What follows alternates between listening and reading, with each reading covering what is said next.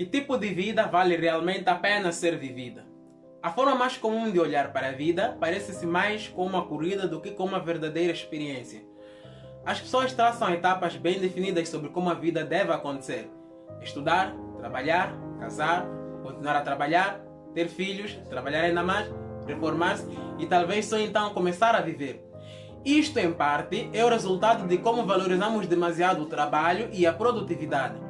Mas perguntar qual é o sentido da vida é um questionamento frequente, desde que humanos são humanos. No vídeo de hoje nós vamos voltar 2300 anos no tempo. Nós vamos direto para Atenas, na Grécia Antiga. O local mais conhecido da época era provavelmente a Ágora de Atenas, um espaço público muito importante e cheio de vida, onde comerciantes dividiam o espaço com espetáculos de discussões acaloradas sobre política, a vida e filosofia. Mas o que restou da Ágora não foram apenas as ruínas. Muitas das ideias que lá surgiram conseguiram resistir ao tempo. Em uma área especial da Ágora havia a chamada Stoipoiklê, ou ainda o Pórtico Pintado, que foi onde Zenão de Cítio começou a expor as suas ideias que mais tarde levaram ao estoicismo. Sim, estoicismo vem de Stoa. Zenão não teve uma vida fácil. Conta-se que ele era um comerciante rico e bem-sucedido, até o dia em que fez uma viagem de barco pelo mar Mediterrâneo. Durante essa viagem foi apanhado por uma tempestade violenta e perdeu todos os seus bens materiais, ficando apenas com a sua vida. Perante uma situação que faria muitos desistirem, Zenão escolheu seguir um caminho diferente. Ele procurou refúgio na razão para tentar compreender como agir perante a imprevisibilidade da vida. E foi aí que começou o estoicismo. Começou a ganhar forma como uma filosofia que defende o uso da razão para lidar com as emoções, evitar os vícios e cultivar as virtudes. Para isso, era necessário encarar a vida com uma certa apatia. Isto quer dizer, evitar os exageros das emoções, não se deixar levar em demasia pelos prazeres, nem se deixar abalar demasiado pelas dores. Mas esquece, por um momento, o significado habitual das palavras apatia e paixão. Para os estoicos, apatia ou apatheia vem do grego a, de negação, e pathos, de paixão. Logo, apatia seria a ausência de paixões, mas em um sentido bem específico de paixão, como um estado perturbado da alma de uma emoção controladora e violenta. Para se alcançar a tranquilidade, essa forma de apatia é necessário distinguir aquilo que está ao nosso alcance daquilo que não está. E isso não é nada fácil. Exige uma combinação especial de ideias. Por isso mesmo, a filosofia estoica divide-se em três partes: ética, lógica e física. Mas atenção, não é no sentido moderno destas palavras. Não nos podemos esquecer que estamos a falar da Grécia Antiga. Apesar da ética ser o que mais atrai a curiosidade das pessoas, o estoicismo é uma estrutura filosófica complexa. Para compreendê-la melhor, geralmente recorremos a Diógenes Laércio, um dos principais biógrafos da filosofia grega, ou como muitos dizem, um dos maiores fofoqueiros de todos os tempos.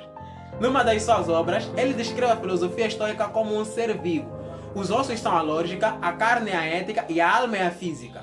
Os estoicos acreditavam num universo perfeitamente organizado e harmonioso, onde tudo tem uma razão de existir e está previamente definido. As leis que regem esse universo estariam presentes em todos nós, de forma constante e eterna. Ou seja, tinha uma visão determinista do mundo.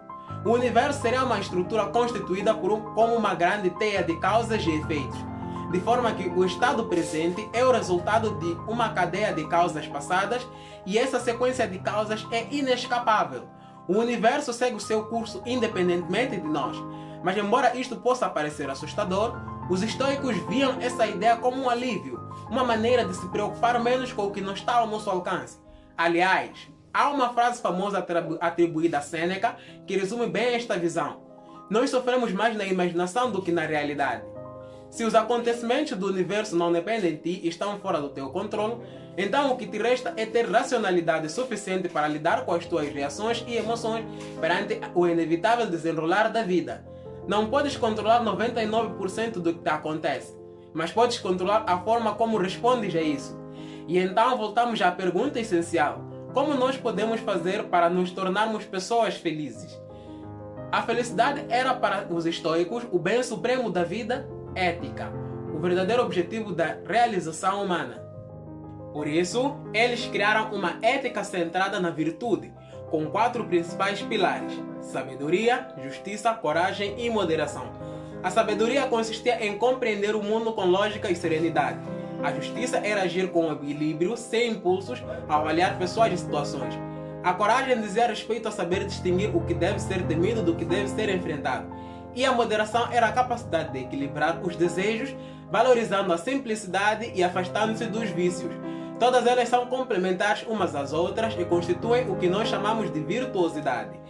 Mesmo só se pode agir de forma virtuosa se conhecer a natureza do cosmos com racionalidade. Em especial, é preciso perceber que a natureza humana é diferente da dos outros seres, porque temos em nós uma racionalidade mais desenvolvida do que, por exemplo, uma pedra. Por isso, viver de acordo com as leis da natureza é viver com racionalidade. Caso contrário, estaremos a violar a ordem do universo, a ir contra o fluxo natural dos acontecimentos. E isso seria desrespeitar as leis físicas e lógicas. A vida, a beleza, a força, a reputação e a riqueza, e os seus opostos, a feiura, a dor, a fraqueza e a pobreza, são indiferentes. Elas não possuem nelas mesmas nenhum valor positivo ou negativo. Somos nós que fazemos delas boas ou más. Por isso, devemos ser apáticos em relação aos acontecimentos que nos são impostos.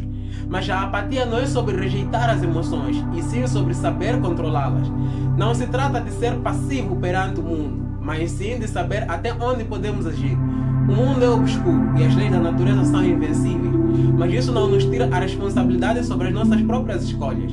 Nós não podemos controlar doenças, mas nós podemos fazer escolhas saudáveis e evitá-las. Ainda assim, se algum dia adoecermos, o que nos resta é aceitar com coragem e sabedoria. Não temos controle sobre as ações dos outros, se eles nos xingam, se eles nos amam, mas podemos evitar a raiva e cultivar a justiça e a moderação. Tudo aquilo que nos acontece é um empréstimo do universo, inclusive a vida. Ser sábio é reconhecer isso com coragem, é entender que podemos ter glória sem sermos gloriosos, tal como podemos perder sem sermos derrotados. Com o passar dos anos, o estoicismo se espalhou para além da Grécia Antiga.